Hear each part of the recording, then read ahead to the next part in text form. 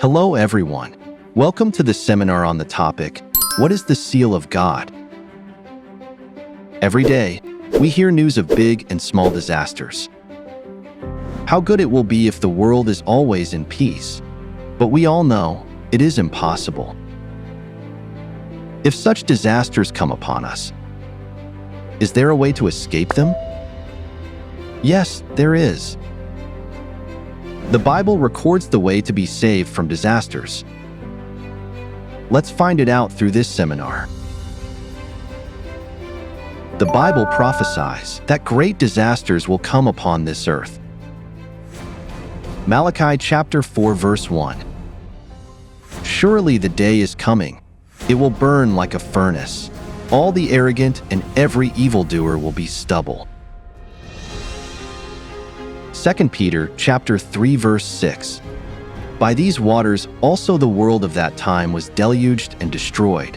By the same word, the present heavens and earth are reserved for fire, being kept for the day of judgment and destruction of ungodly men. God warned that the world would be judged by fire. Along with the message of warning, God also gave us the message of salvation. That is the seal of God. Revelation chapter 7 verse 1. After this I saw 4 angels standing at the 4 corners of the earth, holding back the 4 winds of the earth to prevent any wind from blowing on the land or on the sea or on any tree. Then I saw another angel coming up from the east, having the seal of the living God. Do not harm the land or the sea or the trees until we put a seal on the foreheads of the servants of our God. Revelation chapter 9 verse 4. Not to harm, but only those people who did not have the seal of God on their foreheads. When the 4 winds of the earth are released, disasters will come to harm the land or the sea or the trees. However, the words also include the message of salvation. The words, harm only those who did not have the seal of God, signify that those who have the seal of God will be saved from disasters. In other words, the way to escape disasters is to receive the seal of God.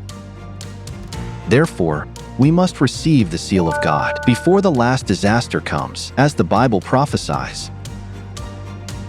Then, what is the seal of God? John chapter 6 verse 27. On him, God the Father has placed his seal of approval. This means that Jesus has the seal of God.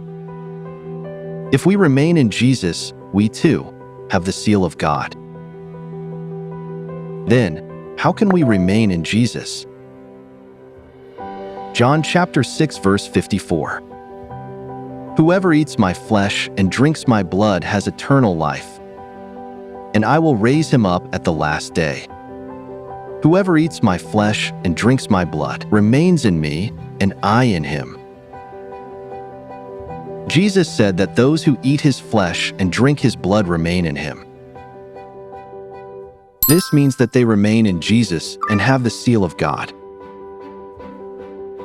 How can we eat Jesus' flesh and drink his blood? Luke chapter 22 verse 15. I have eagerly desired to eat this Passover with you. And he took bread, gave thanks. This is my body given for you. This cup is the new covenant in my blood, which is poured out for you.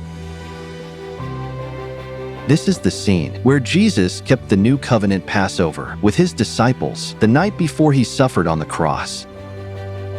Jesus referred to the Passover bread as his flesh and the wine as his blood.